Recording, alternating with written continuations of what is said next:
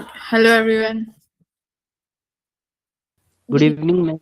Good evening, ma'am. Good evening, ma'am. Good evening. Good evening, ma'am. Good evening. कैसा गया paper? The Sunday test, Sunday no Wednesday, sorry. Easy था paper तो बहुत ज्यादा, है ना? 15 सवाल तो सबने बना लिए होंगे आई थिंक।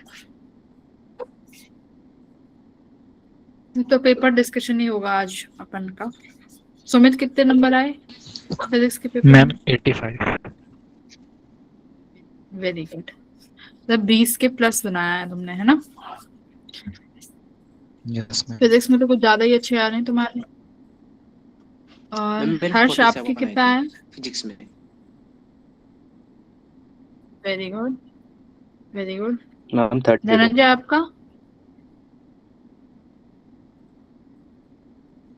इंक्रीज करना पड़ेगा। कृतिका? ये 78 मार्क्स, 80 मार्क्स, 85 मार्क्स ये खुद की मेहनत से आ रहे हैं कि इधर उधर से देख देख के लेके आए हो?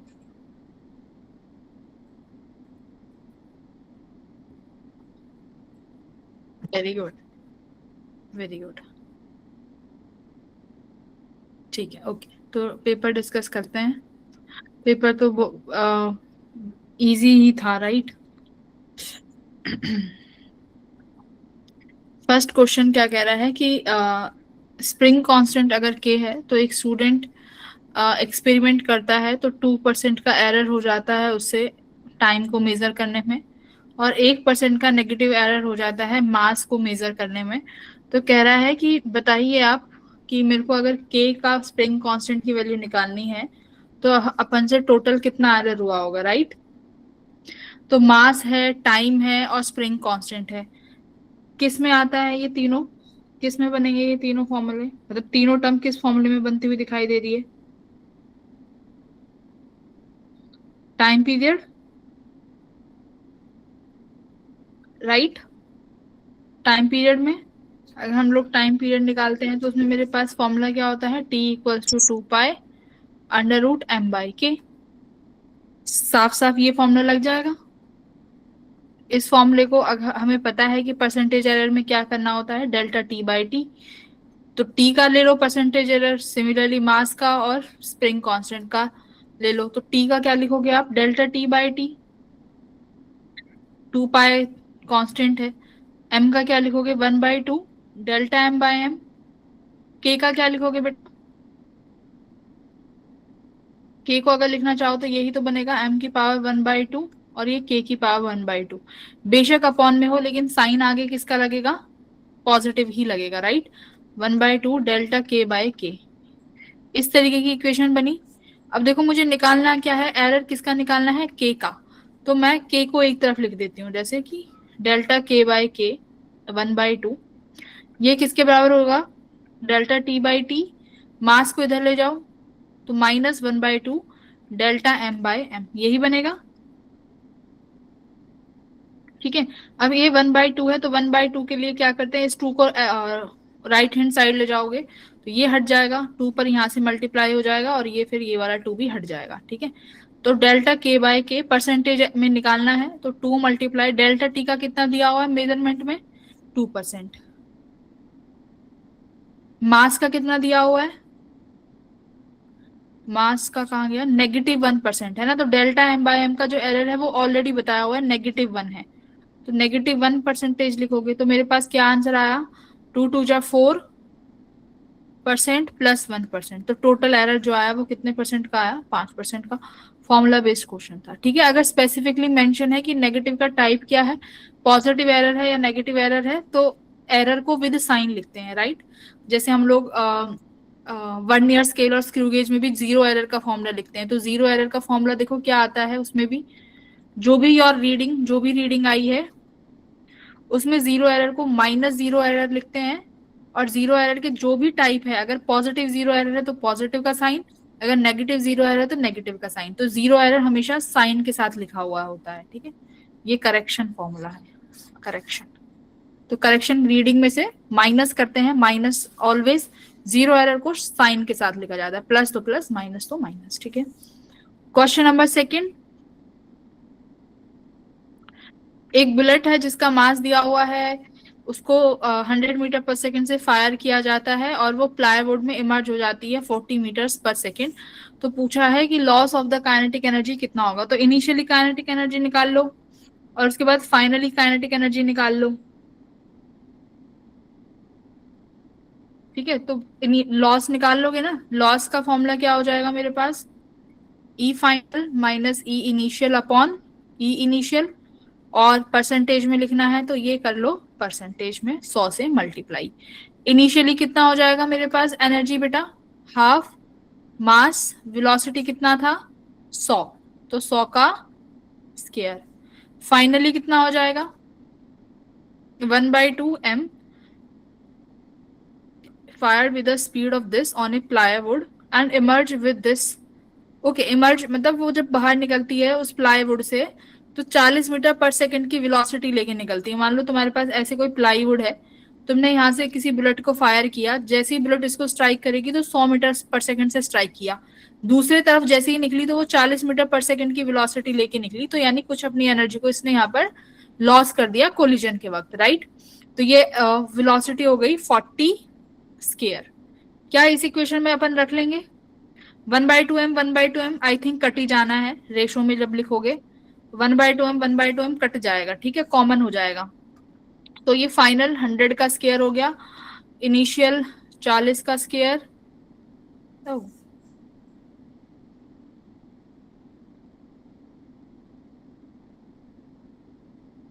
ठीक है। इनिशियल एनर्जी ज्यादा है ना मेरे पास, इनिशियली ज्यादा है, ठीक है। 100 का स्क्वायर कर दो माइनस 40 का स्क्वायर कर दो अपॉन इनिशियली 100 का स्क्वायर, हो जाएगा ये क्वेश्चन सॉल्व। Yes ma'am. बस यही करना था, इनिशियली लेते हैं अपॉन में, ठीक है। तो जो भी आंसर आए देख लेना कितना बनेगा। क्वेश्चन नंबर थर्ड कह रहा है कि शॉर्टेस्ट वेवलेंथ, सबसे पहले हमें यहाँ पर पहचानना है कि देखो ये वाले जो ये क्वेश्चंस है ना, जो ऊपर के फर्स्ट और सेकंड क्वेश्चन थे, ये सब कर सकते थे। Ratio of shortest wavelength in Balmer series, पता चल गया अब हमें करना क्या है। बाल्मर सीरीज है, उसमें तुम्हें शॉर्टेस्ट वेवलेंथ और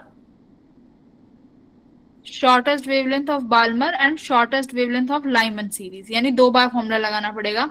1/λ इक्वल्स टू, फॉर्मूला क्या होता है z स्क्वायर,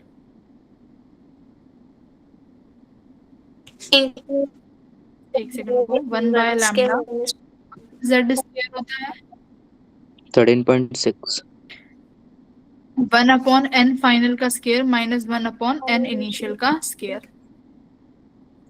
आई थिंक ये होता है hc/λ equals to z 13.6। Ma'am 1/λ ही होता है। एक मिनट रुको, hc/λ equals to 13.6 z square, यही फॉर्मूला होता है। इसमें हम ये बेसिक फॉर्मूला होता है, अगर मुझे लैम्डा चाहिए होता है तो hc को अपॉन में ले जाते हैं, राइट। hc को इधर ले जाऊंगी और ये बन जाएगा मेरा 1, और 13.6 अपॉन hc ये क्या बनता है r, राइट। यही तो बनता है ना 13.6 अपॉन hc, ये बन जाता है अपना r की वैल्यू। क्लियर हुआ, तो ये अपना r आ गया। तो r की वैल्यू भी अगर कई बार आ जाती है तो याद रखना hc/13.6 ये अपना r की वैल्यू है।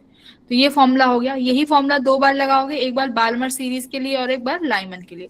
बाल्मर सीरीज के लिए फाइनली कहां पर आएगा आपका इलेक्ट्रॉन, फाइनली कहां पर आएगा बोलो बाल्मर सीरीज में, 8 n इक्वल्स टू 2 में। वेरी गुड, 2 में। लाइमन सीरीज में फाइनली हमारा इलेक्ट्रॉन ड्रॉप होगा 1 में, ठीक है। 1 में। अब शॉर्टेस्ट वेवलेंथ, शॉर्टेस्ट वेवलेंथ का मतलब क्या है, अगर एनर्जी की बात करूं, एनर्जी इक्वल्स टू hc/λ। अगर वेवलेंथ बहुत स्मॉल है इसका मतलब एनर्जी क्या होगी, बहुत ज्यादा, और वो इसका मतलब इलेक्ट्रॉन कहां से आ रहा है इनिशियली, अगर एनर्जी बहुत ज्यादा है तो इन्फिनिटी से। वेरी गुड, कहां से आएगा बेटा, इन्फिनिटी से। सिमिलरली यहाँ पर भी शॉर्टेस्ट वेवलेंथ है, वेवलेंथ कम यानी एनर्जी ज्यादा, तो यहाँ पर भी एन इनिशियल अपना इन्फिनिटी हो जाएगा।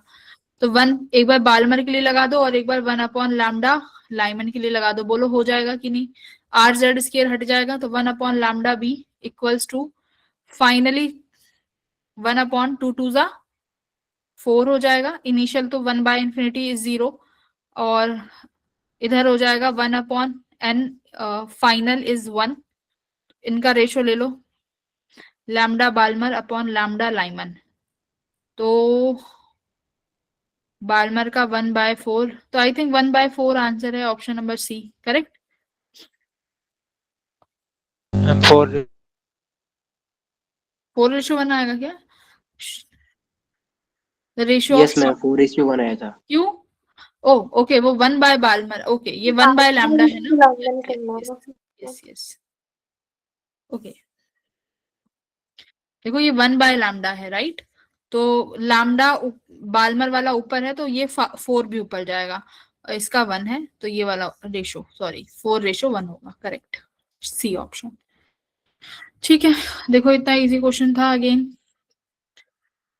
Fourth one, to project a body of mass m from the earth surface to the infinity.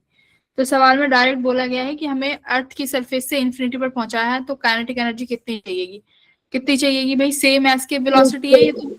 Yes we escape कितना होता है, mg वी एस्केप होता है √2g, √2g। आगे बोलो फॉर्मूला क्या होता है। 2gm/r R होता है। हाँ r, gm/r Yes, ma'am. 2gm/r under m root b 2 आर। g by r।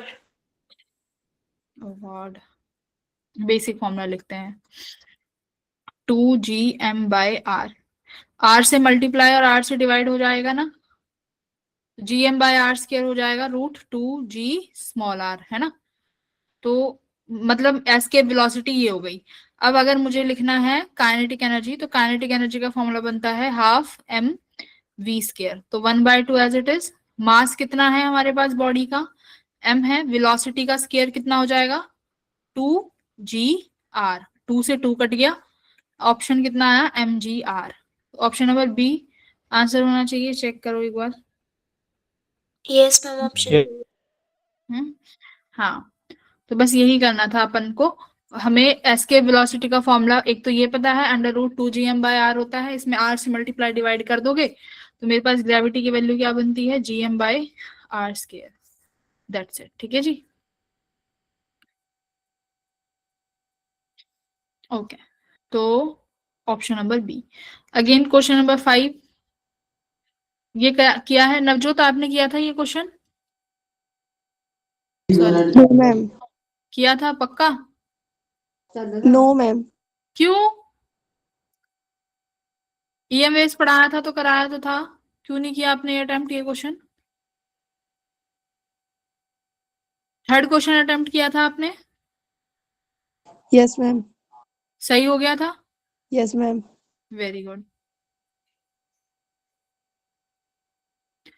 फिफ्थ क्यों नहीं किया? फिफ्थ में क्या, फिफ्थ में मैंने आपको लिखवाया हुआ है कि स्पीड ऑफ लाइट किसके बराबर होती है 1/μ0 ये स्पीड ऑफ लाइट है वैक्यूम में। स्पीड ऑफ लाइट किसी भी मीडियम में किसके बराबर होती है C/ε r और μr, करेक्ट। तुम्हें क्या दिया हुआ है, आपको मीडियम में ऑलरेडी स्पीड दी हुई है इतनी है, तो एक काम करिए स्केयरिंग बोथ साइड कर लीजिए। स्केयरिंग बोथ साइड करोगे तो वेलोसिटी का square equals to speed of light का स्केयर अपॉन μr/ε हो जाएगा। क्या मुझे वेलोसिटी का स्केयर दिया हुआ है, वेलोसिटी दी हुई है 1.5 into 10⁸ upon speed of light कितना होता है 3 इंटू 10⁸ स्केयर कर दो भाई इनका। मैम इक्वल्स अगर प्लॉट करके स्केयर करेंगे तो ज्यादा इजी कैलकुलेशन रहेगी। पावर्स तो कट ही जानी है, इजी हो जाएगा अभी भी। μr का देखो, म्यू, अब आपको क्या पूछा है, हमें रिलेटिव परमिएबिलिटी दी हुई है, परमिटिविटी निकालनी है। तो परमिएबिलिटी क्या होता है भाई μr, एक सेकेंड, नहीं एप्सिलॉन r, ठीक है। परमिएबिलिटी दी हुई है हमें न्यू होता है न्यू। रुको जाओ, 1.45 चले nought, mu R correct. Permeability दी हुई है हमें म्यू आर, रिलेटिव परमिटिविटी यानी एप्सिलॉन नॉट। एप्सिलॉन आर तुमसे पूछा गया है, ठीक है। यहाँ पर तुम लिख सकते हो, एक वैल्यू 2 है, दूसरी हमसे पूछी है, क्या निकाल सकते हैं इसको? Yes ma'am. 10 टू ये हो जाएगा, देखो स्केयर करोगे तो ऊपर 1.5 इंटू स्केयर कितना हो जाएगा, 1.5 का स्केयर। फोन पे स्क्वायर लगा के उसे काट सकते हैं ना, 10 की पावर 8 को डायरेक्ट कट हो जाएगी वो। पावर तो कट जाएगी, इसका ये कॉफिशिएंट जो है इसको तो मल्टीप्लाई करो। 2.2। हाँ 2.25, 3 का हो गया 9 equals to 1/2 epsilon r, cross multiply कर दो, 9 इक्वल्स टू 2.25 को 2 से मल्टीप्लाई करो, 1 कितना आ गया मैम। 445। 4.5। हाँ तो लो 4.5, ये तो बहुत इजी हो गया, 2 टाइम्स कट जाएगा, यस मैम। 2 आ गया इसका भी। हाँ ऑप्शन नंबर डी। ये भी फॉर्मूला बेस्ड क्वेश्चन था बेटा, इसमें बस ये लगाना था, बाकी कैलकुलेशन तो तुमने ही करनी है। फॉर्मूला तो एक छोटू सा था, अगर ये क्वेश्चन छोड़ के आओगे तो फिर इसका मतलब ये है कि तुम अपनी जेई की रैंक किसी और के हवाले कर रहे हो। अगर ये सवाल छोड़ा गया है दैट मीन्स आपने अपनी जेई की रैंक को किसी और के हवाले कर दिया है। इवन मैं बता रही हूँ, जो भी ये सवाल है ना, इनमें कहीं फिजिक्स नहीं है, ये सवाल में कहीं फिजिक्स नहीं है, बस छोटे मोटे कॉन्सेप्ट है जो पता होना चाहिए था। बताओ क्या तुम्हें सेकंड क्वेश्चन में काइनेटिक एनर्जी का फॉर्मूला नहीं पता? सेकंड है कॉन्सेप्ट बस half m v square. Second question तो 10वीं क्लास का बच्चा भी बना सकता है, बताओ अगर परसेंटेज एरर का फॉर्मूला पता हो तो। नहीं बना सकते? थर्ड क्वेश्चन में पता होना चाहिए था शॉर्टेस्ट वेवलेंथ, और ये सब तुम्हें कॉन्सेप्ट सिखा रखा है। Fifth question very easy again. Fourth question gravitation का बेसिक पढ़ा हुआ है जिसने वो भी करेगा। सिक्स्थ क्वेश्चन पे आते हैं, which of the following does not explain by wave nature of light, इसमें से कौन सा ऐसा है जो वेव नेचर नहीं एक्सप्लेन कर सकता आपका पार्टिकल? यानी सबसे पहले तो फोटो इलेक्ट्रिक काटोगे, फोटो इलेक्ट्रिक इफेक्ट ही पार्टिकल नेचर दिखाता है। और तो सी ऑप्शन अगर हटा दिया जाए तो 2 ऑप्शन कट गए, तो एक बचा है इसमें ई ओनली। ई ओनली तो गलत है, तो बचा क्या? B and ma'am does not explain diffraction बोला है। And not explain by wave हाँ? नेचर है ना ma'am ma'am. Does not explain बोला अच्छा अच्छा उल्टा, हाँ जी। Got it. बेटा देखो डज नॉट एक्सप्लेन बोला है ना, तो डज नॉट एक्सप्लेन तो फोटो इलेक्ट्रिक इफेक्ट एक्सप्लेन नहीं होता। Yes ma'am. तो बी और डी हटेगा यहां से। और क्या बोला है? E only, polarization. और सी ये भी ठीक हो जाएगा। रिफ्लेक्शन, तो रिफ्लेक्शन तो वेव नेचर से एक्सप्लेन हो जाता है, तो ए नहीं होगा, तो ए वाला ये कट गया। बी अब ऑप्शन। अब बचा तुम्हारे पास 2, ए और बी, तो फोटो इलेक्ट्रिक इफेक्ट या फिर पोलराइजेशन ओनली, तो तुम बताओ कौन सा बचा? Photo electric. Photo electric effect. बोलो क्लियर हुआ एवरीवन? तो इस तरीके Yes. से देखो ऑप्शन रिड्यूस करे जाते हैं, एकदम से आंख बंद करके आंसर कभी नहीं लगाना होता। मैंने क्योंकि तुम्हें बोला है जितना आसान क्वेश्चन जेई कई बार अटका देता है ऑप्शंस की वजह से, तो ऑप्शंस जितना आसान सवाल है ऑप्शंस को चेक रीचेक जरूर करो, रीचेक। तो एक एक एक करके एलिमिनेट करके तब सवाल बनाओ, ठीक है? ओके अगेन क्वेश्चन नंबर 7 कह रहा है कि हम एक वायर की डायमीटर को मेजर करना चाहते हैं by using screw gauge. The following readings were noted, the main scale reading is 1 mm। Main scale की रीडिंग हमने नोट कर ली। सर्कुलर स्केल की जो रीडिंग आई है and circular scale reading is equals to 42 divisions which already 1 mm है, okay, and it has 100 divisions on the circular scale, the diameter of this is this, ठीक है। तो सबसे पहले देखो अगर मुझे रीडिंग्स लिखनी होती हैं किसी भी मान लो आपने कोई भी वायर लगाई या कोई भी आपने स्फेरिकल बॉब लगाया, उसका डायमीटर मेजर करना चाहते हो, तो रीडिंग लिखने का तरीका होता है क्या? मेन स्केल की reading plus least count multiply by best match, है ना? यही सिखाया हुआ है। तो इसमें मेन स्केल की रीडिंग कितना बताया उसने? 1 mm। प्लस लीस्ट काउंट मुझे चाहिए होगा। तो बेस्ट मैच क्या है भाई, सर्कुलर स्केल की रीडिंग किसके बराबर है, 42 42। 42. इसका मतलब मुझे क्या चाहिए होगा, what I need, least count. Least count का फॉर्मूला क्या होता है, pitch upon number of, number of divisions, very good, number of division of Divisions scale. in circular तो scale. 1/100 कर दोगे तो ये कितना आ जाएगा, 0.01 0.01 mm। ठीक है, तो सॉल्व करो इसको।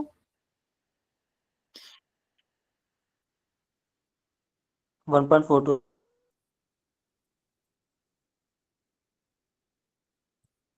मैम फाइनल आंसर 71 है। ऐसे आ रहा है आंसर 1 mm प्लस ये तो 0.42 हुआ, तो ये बना 1.42 mm आ रहा है आंसर तो। नो मैम एक्स वाई 50 के इक्वल है ना ये, तो फिर हाँ एक्स से इक्वेट करना राइट, पड़ेगा। And एक divide सेकेंड, 50 मतलब to मैं कह रही हूँ 200. मेन आंसर अपन का ये आया है। इसको अब हम क्या करेंगे, देखो ये x/50 किसके बराबर आ जाएगा, 1.42 mm के। तो मैं इसको 100 लिख दूं, तो 50 से ये 2 टाइम्स कट गया, और 2 कितने टाइम्स कट गया, 71 टाइम्स। तो 71 ऑप्शन नंबर बी। तो बेटा बस बराबर करना है, अपनी रीडिंग से ये आई ना, इस रीडिंग को जो तुम्हें ये ऑप्शन दिया है इसके बराबर रख दो। ठीक है, बाकी ये फॉर्मूला मैंने तुम्हें क्लास में लिखवाया हुआ है कि नहीं लिखवाया हुआ, लिखवाया हुआ है बस मैम। यही फॉर्मूला है जो चलता है हर बार। ठीक है, वेरी गुड हर्ष। ओके, क्वेश्चन नंबर 8 बोलो। मैंने तुम्हें कह दिया कि फिजिक्स का कोई भी ऐसा टॉपिक नहीं है जहां से जेई पूछता है और जो तुम्हें नहीं बताया हो। ठीक है, तो बिंदास होके जाना, पेपर करने हो जाएगा। और अगर तुम्हें लगे कि पेपर का पैटर्न थोड़ा डिफरेंट आया है तो फिर वो समझ लेना, फिर वो सभी बच्चों के लिए है, you are not the only one. ठीक है, तो उसी में बेस्ट करके आना है। क्वेश्चन नंबर 8, क्या करना है, sigma is the uniform surface charge density of a thin.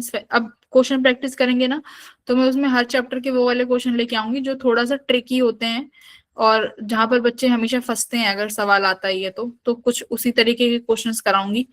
ठीक है, तो क्लास में जरूर आना। क्वेश्चन नंबर 8 बोलो, rho is the uniform surface charge density of a thin spherical shell of radius R, the electric field at any point will be, क्या है, surface at of any point on the surface.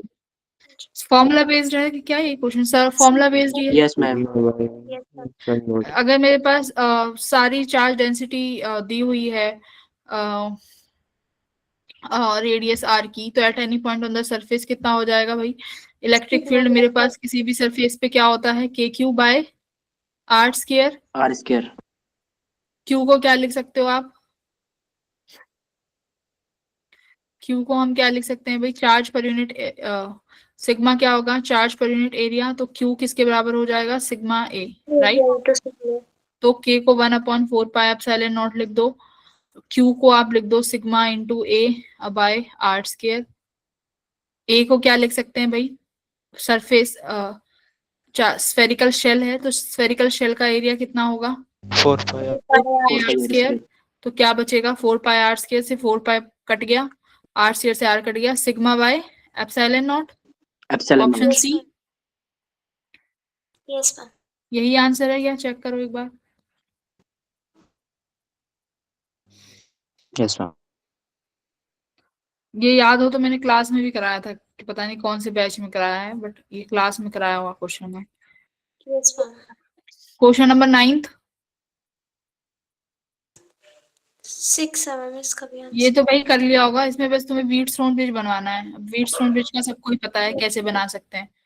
तो पहले सबका देखो जो ए और B वाली branch है, ए और बी का रिजल्टेंट निकाल लो, क्या हो जाएगा, 12 और 12 सीरीज में 6. 24, 24 और 24 पैरेलल में कितना बनेगा, 12। और तो ए और बी के बीच रिजल्टेंट आया 12, 12 ओम। ए और बी। ठीक है, बी और सी के बीच में रिजल्टेंट कितना आएगा, 1 और 1 है तो आधा, 0.5 वेरी गुड, 0.5. 0.5 ओम। अब देखो ए और डी के बीच में बाद में देखेंगे, डी और सी के बीच में 0.5 ओम दिया ही हुआ है। 12 और 12 का पैरेलल कितना बनेगा, 6, ये 6 तो है ही है। तो मुझे बताओ इस x की वैल्यू कितनी रखनी पड़ेगी, 6। मैम मुझे x plus R1 6 bye R2 यानी if this one R1 this is R2 this is R3 this is R4 ये करना है। तो R1 upon R2 equals to R3 bye R4। तो देखो ये वन, ये R3 0.5 अपॉन 0.5 ये तो 1 बनाना है, तो इसका मतलब R1 बाय R2 ने भी 1 बनना होगा। तो R1 12 है तो R2 ने भी 12 ही होना है। तो ऑलरेडी 6 है तो R1 को क्या रखोगे, 6 रखोगे, तभी 6 और 6 12 बनेगा। तो x की वैल्यू कितनी आएगी, 6 ओम। ठीक है पलक, कृतिका, हो गया था Yes, ये ma'am. क्वेश्चन? मुझे सच सच बताना ये मैम वाला सीरीज सवाल क्वेश्चन नंबर 9th और क्वेश्चन नंबर 8th किस किस बच्चे ने छोड़े हैं, 8th और 9th सीरियसली बताओगे? 8th और 9th किसने गलत करा है? कोई किसी को नहीं डांट रहा, कोई किसी को कुछ नहीं कह रहा, कोई जज नहीं कर रहा। मुझे बताओ 8th और 9th किसी से गलत हुआ है क्या क्वेश्चन? मैम क्वेश्चन नंबर 8 गलत हो गया। Aarush, yes ma'am, question number 8 गलत हो गया था। दीप्ति, तुमने जरूर यस उसका एरिया 2 पाई आर स्क्वायर लिया होगा ना, 2 पाई लिया होगा एरिया। क्या लिया था area? Yes ma'am, 2 pi r ले लिया था। ठीक है अब याद रखना, ठीक है अगर शेल आता है तो एरिया क्या लेंगे, अरे मैं कहाँ चली गई, शेल आएगा तो area should be 4 pi r square. ठीक है यस मैम। 9th किसने गड़बड़ किया, दीप्ति 9th तो नहीं करा गड़बड़? नो मैम, 9 सही है। कर दिया था तुमने? Yes ma'am. और 9th किसने गड़बड़ किया है? गौरव तुमने 9th गड़बड़ कर दिया? आकाश तुमने 9th गड़बड़ किया है? यस मैम, पता नहीं कहाँ पे हो गया। क्यों 9th गड़बड़ करके आए हो, क्यों किया है भाई, मुझे रीजन बताओ, क्या कर दिया ऐसा तुमने? सो के पेपर दे रहे थे? अब समझ में आया कहाँ गलती हुई थी? फिर से अगेन 9th ऐसा क्वेश्चन है, अगर 9th क्वेश्चन अगर गड़बड़ करके आते हो तो अगेन से अगेन तुम दूसरों को अपनी सीट ऐसे दे रहे हो कि ले भाई मेरी सीट ले ले, ठीक है मेरी रैंक ले लो, अगर 9th गड़बड़ करके आए हो तो। आकाश 9th जैसा सवाल गड़बड़ नहीं होना चाहिए, व्हीटस्टोन ब्रिज का घिसा पिटा सवाल है ये। ठीक है ओके 10th, 10th थोड़ा सा मैं मान सकती हूँ कि इस तरीके का क्वेश्चन तुमने डील नहीं किया होगा, तो एक बारी में तो थोड़ा सा लगता है कि ये क्या आ गया, है ना, कैसे टैकल करें। तो देखो सवाल लिखा हुआ है कि हमें स्पेसिफिक हीट निकालनी है, कितनी होगी स्पेसिफिक हीट, वो भी कांस्टेंट प्रेशर पे, यानी सीपी तुमसे पूछिए कि सीपी निकाल के बताओ। अगर मेरे पास कोई एक गैस इक्वेशन है जो ये है PV square equals to r t के बराबर है, ठीक है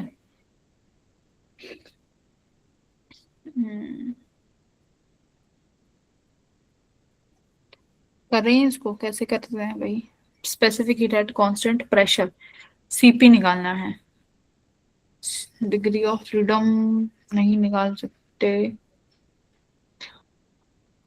रियल गैस इक्वेशन है।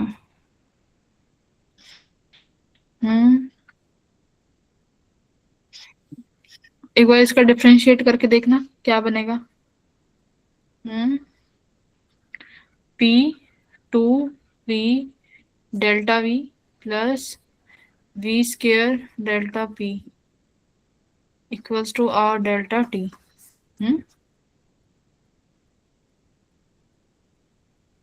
तो ये आर डेल्टा टी आया है इक्वेशन 1।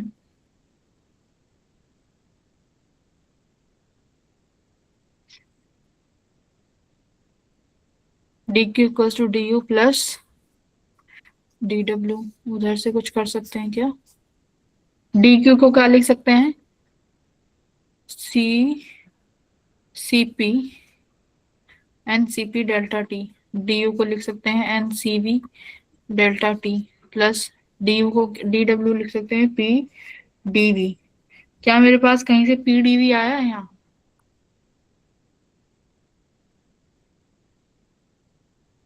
मैम आंसर तो आर के फॉर्म में है। पर सीपी तो चाहिए ना कहीं से, सीपी तो यहीं से बनेगा सीपी, ठीक है सीवीओ पीडीवी वॉल्यूम चेंज नहीं हो सकती।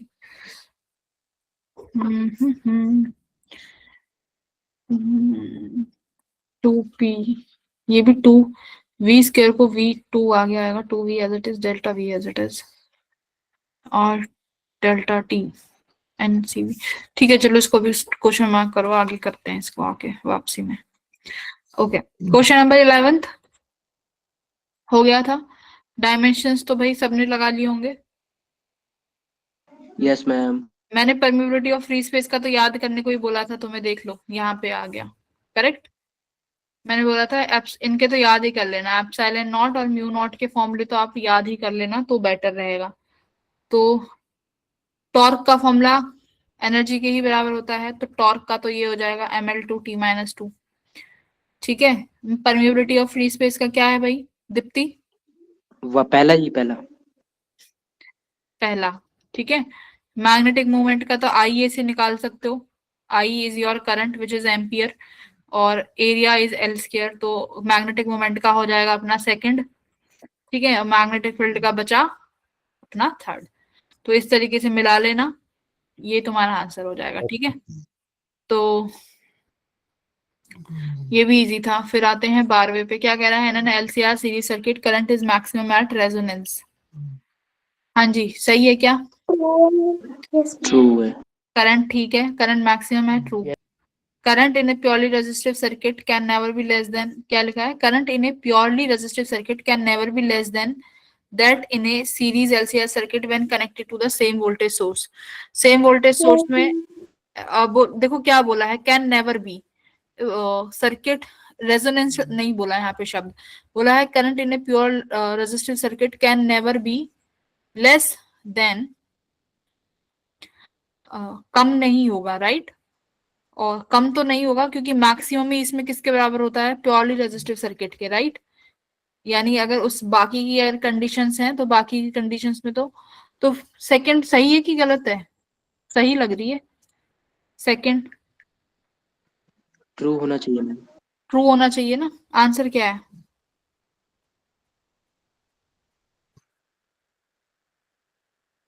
सही आंसर क्या है एक बार चेक करना। स्टेटमेंट 2 ठीक ही होना चाहिए क्योंकि एलसीआर का मैक्सिमम वैल्यू ही प्योरली रेजिस्टिव सर्किट के बराबर है, तो प्योरली रेजिस्टिव सर्किट में किसी भी केस में एलसीआर सर्किट से तो कम नहीं होगा। ठीक है, तो 12th का ऑप्शन होना चाहिए सी। ठीक है ना, both statement are correct. Second statement भी क्या है अपनी? ट्रू है, राइट एवरीवन। तो ये वाला क्वेश्चन अगेन, ये दो क्वेश्चन ऐसे थे 11 12 जो सबको ही करने थे। हाँ, 13th बोलो। नवजोत करके आई हो इनमें से कोई क्वेश्चन? 12th नहीं किया क्या आपने? 11th और मैम 13। 11th किया है? Yes ma'am. हो गया था। Yes ma'am. 12th नहीं किया आपने? नो मैम, डाउट था। एसी सर्किट पढ़ना है आपको, ठीक है। Okay ma'am. एसी सर्किट करो, आसान है। 13th पलक, पलक है क्लास में? पलक,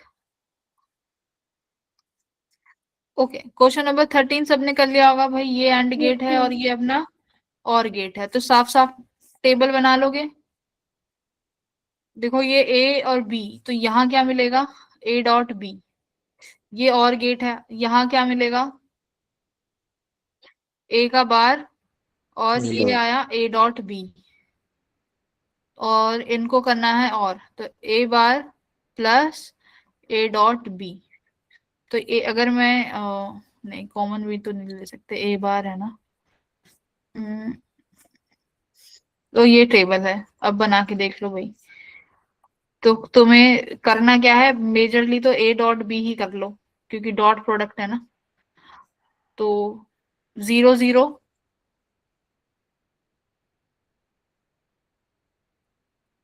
ये मान लो ए और बी क्या है?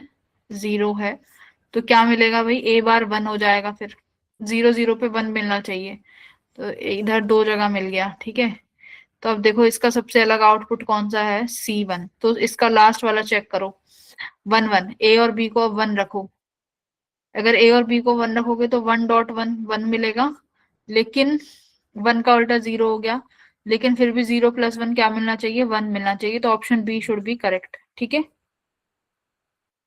B will be correct. Clear है, कर लिया होगा सभी ने, ये भी आसान था।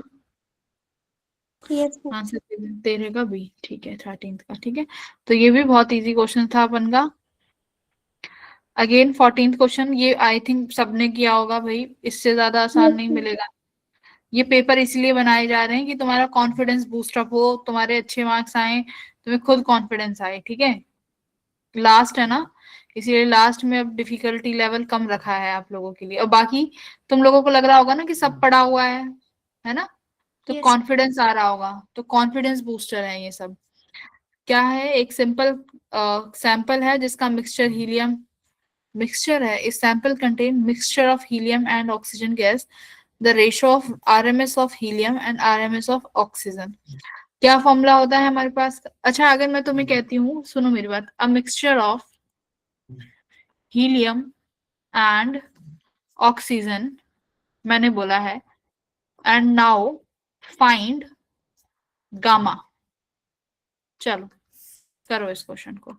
कैसे करोगे? मैंने बोला है कि एक मिक्सचर है जिसमें हीलियम और ऑक्सीजन को मिक्स किया गया है, उसका मुझे गामा निकालना है। गामा बोले तो Cp/Cv। कैसे निकालोगे एवरीवन? क्या फॉर्मूला लगाओगे गामा के लिए? आर्यन क्या फॉर्मूला लगाएंगे?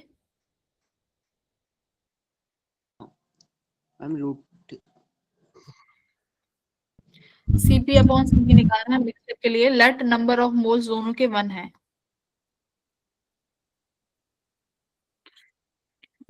मैंने तो इसमें आरएमएस स्पीड से निकाला था। हाँ हाँ, दैट इज फाइन। मेरा क्वेश्चन अलग है, 14 से कोई रिलेट नहीं कर रहा। मैंने पूछा है कि अगर हीलियम और ऑक्सीजन का एक मिक्सचर है और मेरे को अगर गामा निकालना है, तो हम गामा कैसे निकालेंगे? Ma'am CP equivalent by CV equivalent. Very good. Cp equivalent क्या है? Ma'am N1 CP1 plus N2 CP2 divided by CP1 plus CP2। किसने Sorry, बताया? N1 plus N2। हाँ, नाम किसने बताया? मैम मैंने बुक में पढ़ा था। अरे नाम, अपना नाम बताओ क्या है? मैम आर्यन। आर्यन की आवाज ही नहीं पहचानते। ठीक है, वेरी गुड। ये Cp का फॉर्मूला है, ठीक है, और Cv का भी मेरे पास यही फॉर्मूला बनेगा, N1 Cv1 plus N2 Cv2 upon N1 plus N2। तो गामा में Cp/Cv होता है, तो गामा का फॉर्मूला बन जाएगा N1 Cp1 plus N2 Cp2 upon N1 Cv1 plus N2 Cv2। ये फॉर्मूला बनता है गामा का, याद रखना मिक्सचर के केस में। ठीक है, तो या फिर मिक्सचर का Cp/Cv जो भी हो, वो इस तरीके से निकाला जाता है, where N1 and N2 are number of moles. ठीक है, जैसे हीलियम का नंबर ऑफ मोल होगा, ऑक्सीजन का होगा। हीलियम का Cp हमें निकालना आता है, राइट।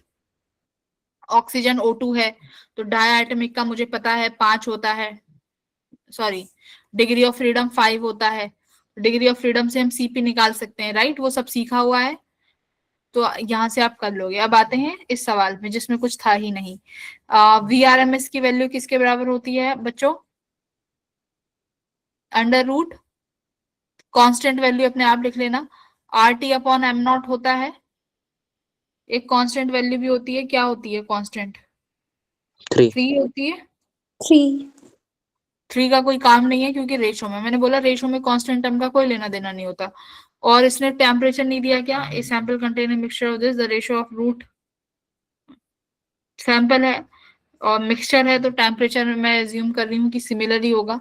तो VRMS डायरेक्ट किस पे डिपेंड कर गई? मोलर मास पे। ठीक है, तो V helium upon V of oxygen, तो क्या ऊपर किसका आएगा भाई? मोलर मास किसका लिखें? इनवर्सली है, तो ऊपर अपना ऑक्सीजन आ जाएगा, नीचे अपना हीलियम आ जाएगा। तो कितना होता है ऑक्सीजन का? 32, 16 वाला, क्योंकि O2 मॉलिक्यूल है, और हीलियम का कितना होएगा? 4।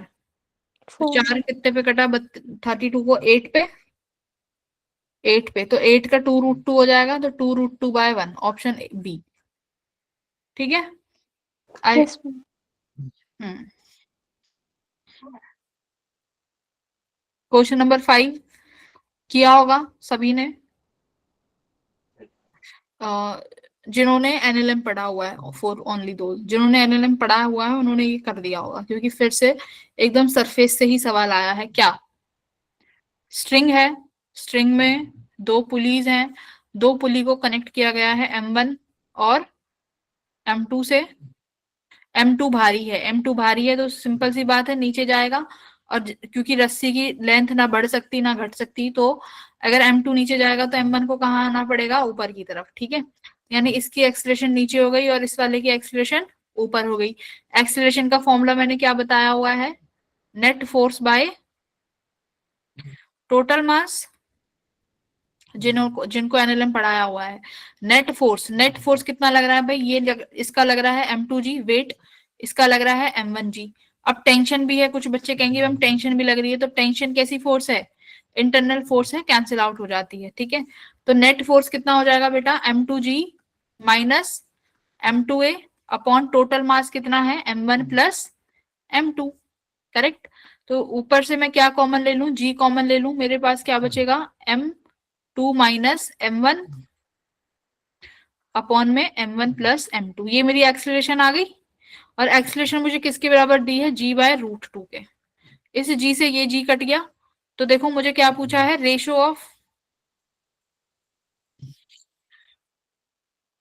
Of masses M1 bye M2, तो फिर क्रॉस मल्टीप्लाई करना पड़ेगा।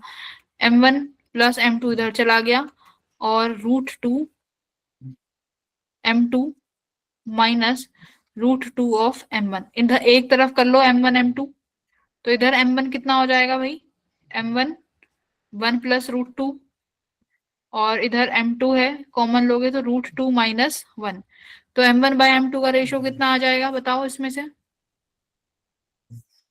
M1 upon M2 root 2 minus 1 upon root 2 plus 1, option number A. बस एक्सीलरेशन निकालनी थी, और एक्सीलरेशन की जो वैल्यू दी हुई है G बाय रूट 2 उसके बराबर रखना था अपना आंसर, दैट्स इट। और एक्सीलरेशन का ये सबसे बेसिक फॉर्मूला है, net force upon total mass. बड़े से बड़े क्वेश्चन, इवन फ्रिक्शन का क्वेश्चन इंक्लाइंड प्लेन पे, हैवी से हैवी क्वेश्चन इस फोर्स से सॉल्व, इस इक्वेशन से सॉल्व हो जाता है एक्सीलरेशन का, नेट फोर्स से। ठीक है, क्योंकि नेट फोर्स में इंटरनल फोर्सेस कैंसिल आउट हो जाते हैं, जैसे टेंशन की फोर्सेस हो गई, और मेजरली यही फोर्स लगती है। और बताओ फोर्थ, ये समझ में आया 15th? Yes ma'am. Yes 16th वाला बोलो। इसमें कहा है कि मेरे पास 4 पार्टिकल हैं जिनका मास ये है, लेकिन मोमेंटम को सेम कर दिया गया है। तो देखो, जब भी काइनेटिक एनर्जी और मोमेंटम का कुछ लिंक अप आए ना, तो तुम्हें काइनेटिक एनर्जी और मोमेंटम का इक्वेशन पता है किसके बराबर होता है, पी स्केयर। p²/2m, यस और मैम। राइट, और मोमेंटम को हम 2m भी लिखते हैं, कई बार यूज किया हुआ है मॉडर्न फिजिक्स में। तो ये रिलेशन है, तो जब भी इन दोनों के बीच की बात आए ये रिलेशन लिख दो, ये रिलेशन उठा के लिख दो। अब तुम्हें क्या बोला है कि मोमेंटम तो कांस्टेंट है, यानी p² तो सबके लिए समान है। अब बोला है मैक्सिमम काइनेटिक एनर्जी किसकी होगी, जिसका मास कम उसकी काइनेटिक एनर्जी सबसे ज्यादा। तो सबसे कम किसका मास है भाई, a का, M/2। तो इसके पास सबसे ज्यादा एनर्जी होगी, M/2। यानी ऑप्शन नंबर ए। ठीक है, सी। हाँ यस। ठीक है।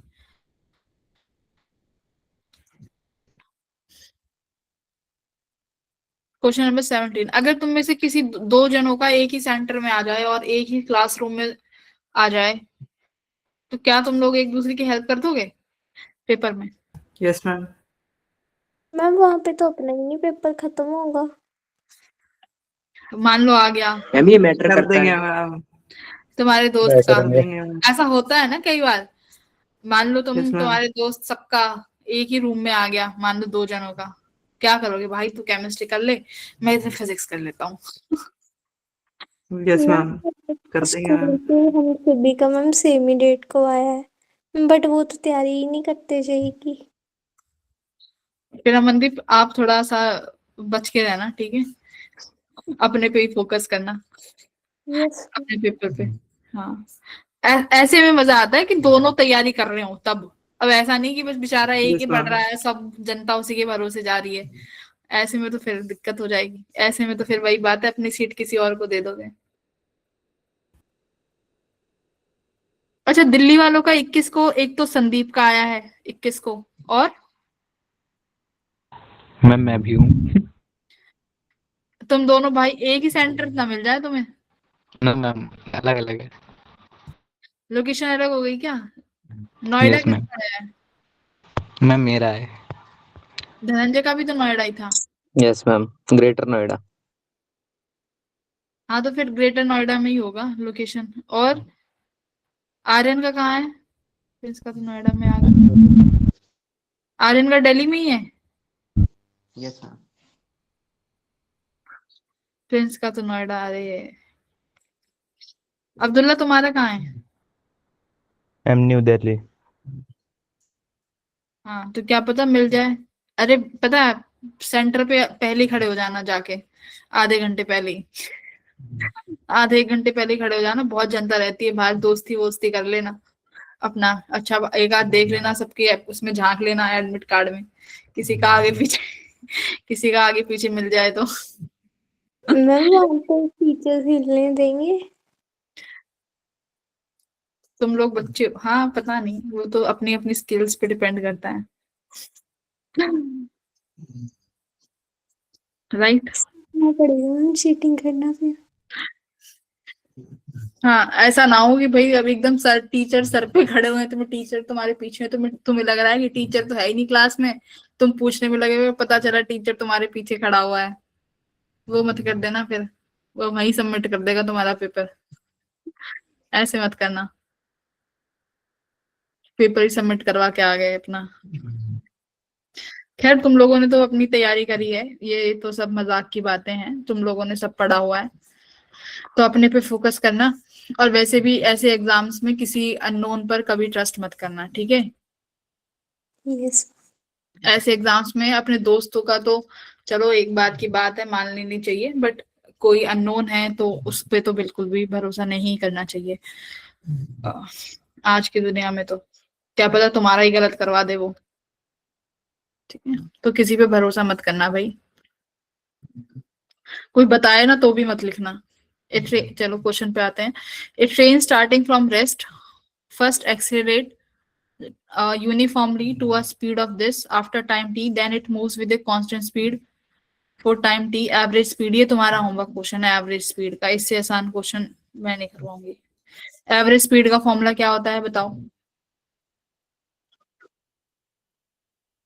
Total distance Total distance upon total time. Total time कितना? Total time. तुम लोग अच्छे से निकाल दो, अगले साल फिर तुम लोगों को बुलाएंगे, तुम लोगों से बातें करेंगे, तुम लोगों को भी अच्छा फील होगा। ये वाला कर लिया था। इसमें तो सीधा सीधा कौन सा फॉर्मूला लगाना है भाई? बायोट सावर्ट लॉ क्या कहता है? Biot Savart law, dB equals to mu not I dl sine theta upon 4 dl pi. Sine theta by r square. Very good. dl क्या है? Small element. तो बायोट सावर्ट लॉ ही small element के लिए magnetic field निकालने में हम Biot Savart law ही यूज करते हैं। जहाँ पे dl होती है वो छोटू एलिमेंट की लेंथ, r होता है कि उस छोटू एलिमेंट से आप कहाँ पर किस डिस्टेंस पर आपको फील्ड निकालनी है, तो वो छोटू डिस्टेंस उस छोटू एलिमेंट से, ये पी पॉइंट है जहां पर हमें मैग्नेटिक फील्ड निकालनी है। ये आर वेक्टर यही होता है कि उस डीएल एलिमेंट से उस पॉइंट की दूरी कितनी है, आर। थीटा कई बार वो एंगल अलग अलग हो जाता है कि मान लो मेरे पास ये छोटू एलिमेंट इस तरीके से है और ये पी पॉइंट यहाँ है, तो अब की बार आपको ये एंगल ऐसे बनाना पड़ेगा ना, तो फिर हम इस डीएल एलिमेंट जो कि करंट की डायरेक्शन में ही लिया जाता है, तो इस डीएल एलिमेंट और इस आर वेक्टर की डायरेक्शन में एक एंगल लेते हैं थीटा, ठीक है? यहाँ पर वो एंगल कितना दिख रहा है, साफ साफ बताओ? आर और डीएल वेक्टर के बीच में डीएल वेक्टर ऐसे है करेक्ट की डायरेक्शन में, और आर ऐसे है, कितना एंगल है भाई इनके बीच में? साफ 90। साफ दिख रहा है 90 डिग्री का। तो साइन 90 हो जाएगा। म्यू नॉट अपॉन 4 पाई की वैल्यू कितनी होती है? 10 की पावर -7। करंट 10 है। डीएल कितना दिया हुआ है भाई? छोटू सा ये रहा, नहीं नहीं नहीं नहीं, ये रहा डेल्टा एक्स 1 सेंटीमीटर, ठीक है? तो 1 सेंटीमीटर को मीटर में कर लेना, 10 की पावर -2। आर स्क्वायर कितना दिया हुआ है? 0.5 मीटर्स, तो 0.5 मल्टीप्लाई 0.5। वेरी गुड हर्ष, इसको सॉल्व कर लेना, ठीक है? हर्ष तो भाई बिल्कुल पड़ गया है, हर्ष तो वेरी गुड हर्ष। फिजिक्स तो आ गई हर्ष को।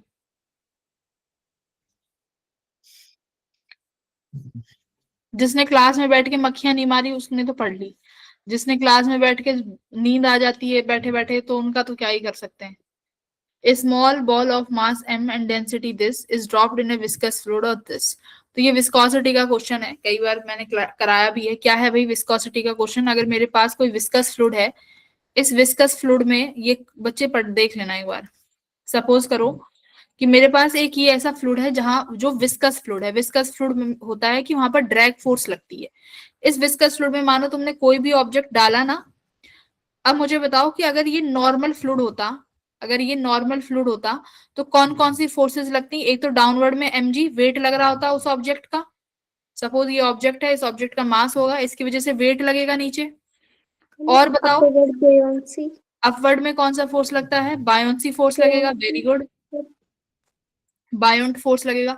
अगर ये नॉर्मल फ्लूइड होता तो इसमें सिर्फ बायोंट फोर्स होता और mg होता, लेकिन ये विस्कस फ्लूइड है। विस्कस फ्लूइड में एक ड्रैग फोर्स आ जाता है, जैसे कि फ्रिक्शन है ना। जैसे फ्रिक्शन होता है ना, हमेशा मोशन के रिलेटिव मोशन के अपोजिट लगता है।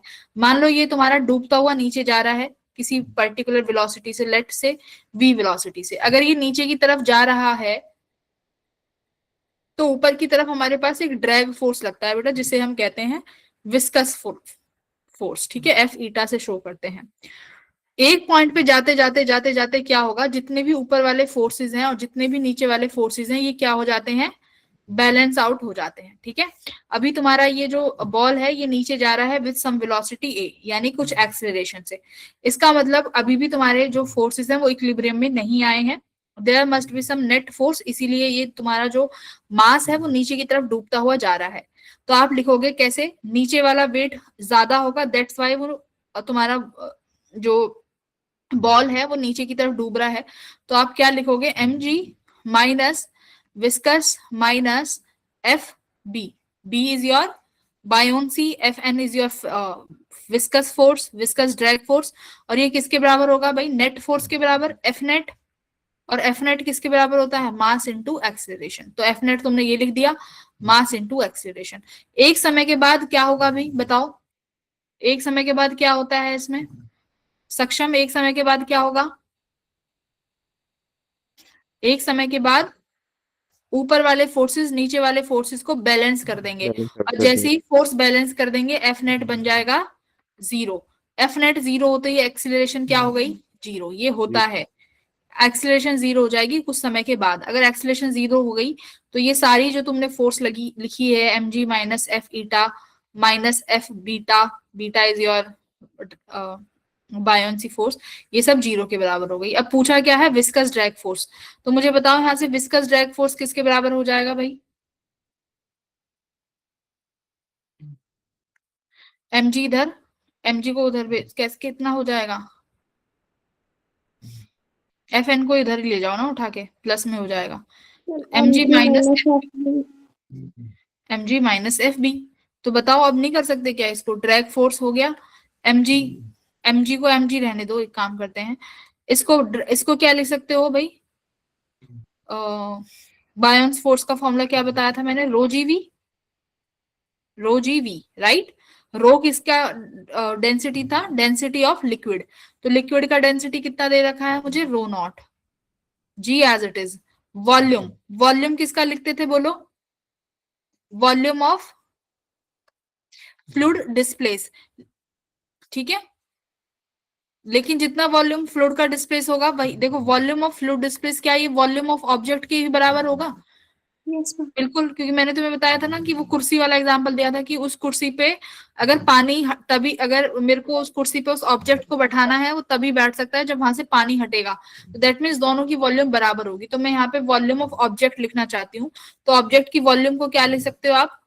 Density upon mass of object. उल्टा लिख दिया क्या? Density equals to mass upon volume.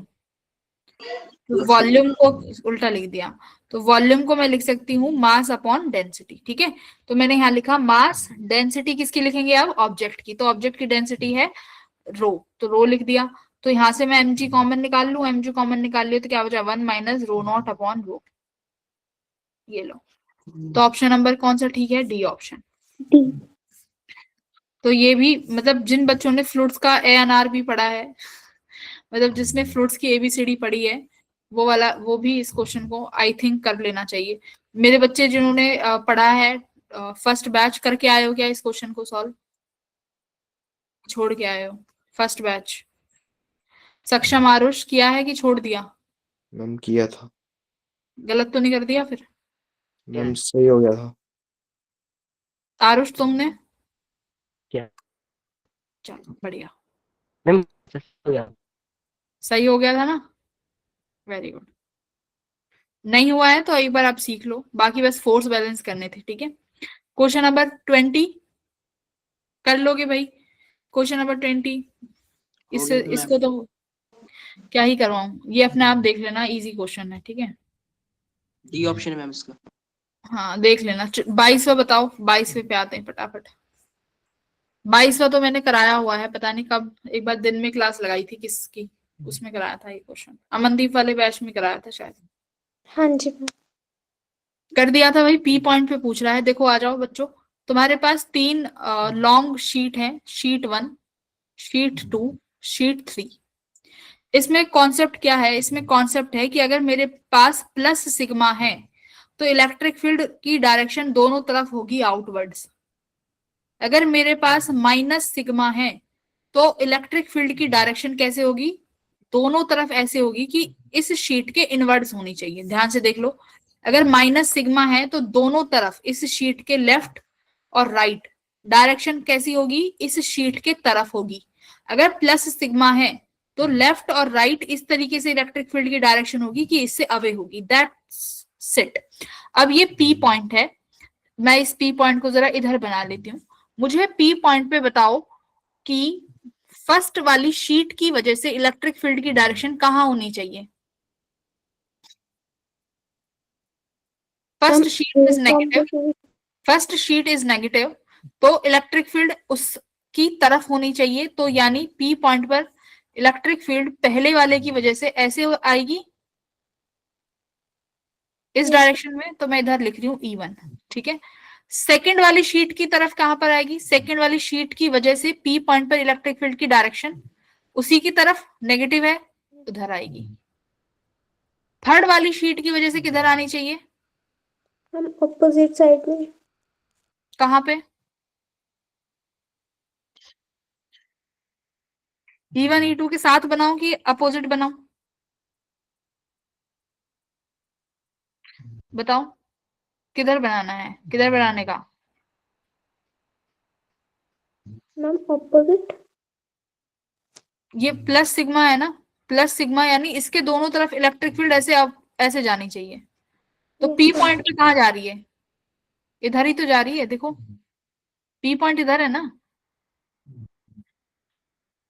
Yes ma'am. तुम लोगों ने लास्ट टाइम भी यही गड़बड़ करी थी और फिर वही गड़बड़ कर रहे हो। आता है ये क्वेश्चन पेपर में, जेई का फेवरेट है, ये पूछ लेगा वो। माइनस सिग्मा में बेटा इलेक्ट्रिक फील्ड की डायरेक्शन तुम ऐसे बनाओ, ये ऐसे होने वाली है। अब तुम कितनी दूर चले जाओ इलेक्ट्रिक फील्ड की डायरेक्शन यही रहेगी। -2 सिग्मा में ऐसे, इस सिग्मा में इधर की तरफ दूर और इधर से भी दूर, ये लो। अब पी पर तुम्हें ये डायरेक्शन ही बनानी है, कैसे आने वाली है। माइनस सिग्मा पर भी अंदर की तरफ, -2 सिग्मा उसकी तरफ इशारा करेगा, प्लस सिग्मा से दूर जाना चाहता है, तो तीनों एक तरफ ही आ गए ना, E1 E2 E3। तो इसका मतलब सब ऐड हो जाएंगे। अब मुझे बताओ इलेक्ट्रिक फील्ड का वैल्यू कितना होता है? सिग्मा अपॉन शीट की वजह से 2 epsilon not, sigma upon 2 epsilon not. अब लिखना शुरू करेंगे। E1, E1 के पास कितना है भाई चार्ज डेंसिटी? E1 के पास देखो, अब ये तीनों सेम डायरेक्शन में है ना, तो सेम डायरेक्शन में अपन ऐड करेंगे, सेम डायरेक्शन में अपन ऐड करेंगे। तो E1 की वैल्यू कितनी है? Sigma upon 2 epsilon not. अब मेरी बात ध्यान से सुनना, अब जो ये माइनस इनके ऊपर लगे हुए हैं ना, अब ये माइनस मत लिख देना दोबारा, क्योंकि तुमने ऑलरेडी साइन डायरेक्शन ले चुकी हो। Already you have already taken all the directions, ठीक है, क्योंकि इसके अकॉर्डिंग ही मैंने E1 E2 लगाए, तो अब दोबारा साइन नहीं लगाएंगे। सिमिलरली E2, E2 का भले ही नेगेटिव साइन हो बट हम नेगेटिव नहीं लेंगे क्योंकि डायरेक्शन ले ली है। 2 sigma upon 2 epsilon not plus sigma third वाले का चार्ज अपॉन 2 एप्सिलॉन नॉट। कितना आया? 2 3 4, 4 सिग्मा अपॉन 2 एप्सिलॉन नॉट। ये कितना आ जाएगा? 2 सिग्मा अपॉन एप्सिलॉन नॉट। तो x की वैल्यू कितनी आ गई भाई? x की वैल्यू आ गई 2। ठीक है, तो इस तरीके से सॉल्व होगा। दोबारा माइनस साइन मत लगाना, ऐसे करना है। मान लो अगर इनमें से कोई एक अपोजिट डायरेक्शन में आ जाता, सपोज कि कोई एक इस तरीके से आ गया, कि एक इस तरीके से चला गया, सपोज E3, तो क्या करते? फिर क्या करते आप? फिर लिखते E1 plus E2 minus E3, बस। E3 लेकिन वही लिखते कि जो इसका चार्ज डेंसिटी है। ठीक है, फिर वो नेट आपका पता चल जाता कि किधर है, लेफ्ट साइड में है, राइट में है, किधर है, वो तुम्हारा यहाँ से विद साइन के तरीके से पता चल जाता। आई थिंक क्लियर हो गया सबको। यस तो सेम डायरेक्शन तो ऐड वही है, अपोजिट तरफ जो तुम्हारी मर्जी कैसे कर दो। बाकी तो 23वां हो गया था सरफेस चार्ज डेंसिटी। कुछ बच्चों ने कर लिया होगा, जिनको कराया है, जिनको नहीं कराया डोंट वरी। 24th बोलो। हो गया था मैम। यस मैम हो गया था। करवाया हुआ है ना? जैसे में हो गया। वर्क डन सेम तुम्हें जैसे डाइपोल वाला है इलेक्ट्रोस्टैटिक्स में, ऐसे ही यहाँ पर हो जाता है, राइट? तो यहाँ पर डाइपोल का क्या हो जाएगा work done? Minus M B cos theta 2 plus M B cos theta 1, यही फॉर्मूला होगा ना? एम किसके बराबर होता है भाई? आई ए के बराबर। ठीक है, अगर नंबर ऑफ टर्न्स है तो एन भी लगा दो, दैट्स इट, हो जाएगा। पहले इनिशियली एंगल कितना दे रखा है? मैम BIN ने पहले तो 75 डायरेक्टेड अलोंग है, डायरेक्टेड अलोंग है तो मतलब पहले एंगल 0 है और बाद में एंगल हो जाएगा 90 डिग्री। तो थीटा 2 90, तो थीटा 2 90 तो आई थिंक 0 ही हो जाएगा, cos 90।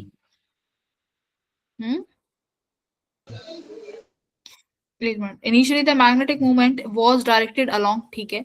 The amount of work required to rotate the coil through 90 degree from its initial orientation such that m became, ठीक है, तो ये m cos theta 2 तो हट गया, cos 90 0 हो जाएगा, तो ये बचा m b cos theta 1। cos 0 कितना हो जाएगा? 1, तो यानी m भी करना है, बस m भी लिखना है। m किसके बराबर है? NIAB। ठीक है, नंबर ऑफ टर्न्स दे रखे हैं 200, करंट दे रखा है 100 माइक्रो एम्पियर, तो माइक्रो का 6 लगा दो। एरिया कितना दे रखा है? एरिया नहीं दे रखा, ये रहा, एरिया भी दे रखा है 2.5 10 की पावर माइनस 4। मैग्नेटिक फील्ड कितना दे रखा है? 1, तो हो गया बस। कितना हो गया बेटा ये? 2.5 और 2 को मल्टीप्लाई 5 कर आ दो गया मैम। 5, और ये 6 और 4 तो 10, 5 तो माइक्रो में है ना, ठीक है। तो 1 2 3 4, ये 4 चला गया और माइनस की 6 बचा। ठीक है, तो क्या आंसर आया? 5। खत्म, बताओ। Yes ma'am. Yes ma'am. Yes ma'am. तो आई डोंट थिंक, अगर ऐसा पेपर तुम्हारा, देखो यहाँ अगर ऐसा पेपर जेई में आ गया तो क्या करके आओगे? फिर तो तुम सब 20-20 नंबर सारा है, कराओगे। हाँ 20 जी। क्वेश्चन सब कराओगे। ठीक है, हाँ, तो ऐसा ही पेपर मिलेगा जो देखो कुछ डिफिकल्ट भी डालते हैं, ऐसा नहीं है कि जेई बस आसान ही बना के देता है। There must be some difficulty level जो पेपर में सेट करनी ही पड़ती है। ठीक है, तो बट तुम्हें वो डिफिकल्टी लेवल पर ध्यान नहीं देना है। You should always target easy and medium questions, और स्मार्ट बच्चा वही करके आएगा। जैसे आज सर ने बताया 75 का 75 इज नॉट योर टारगेट। ठीक है, okay then everyone, bye, good night. Bye ma'am. Thank you ma'am. Akash पढ़ लो, ठीक है, मेहनत करनी पड़ेगी आकाश।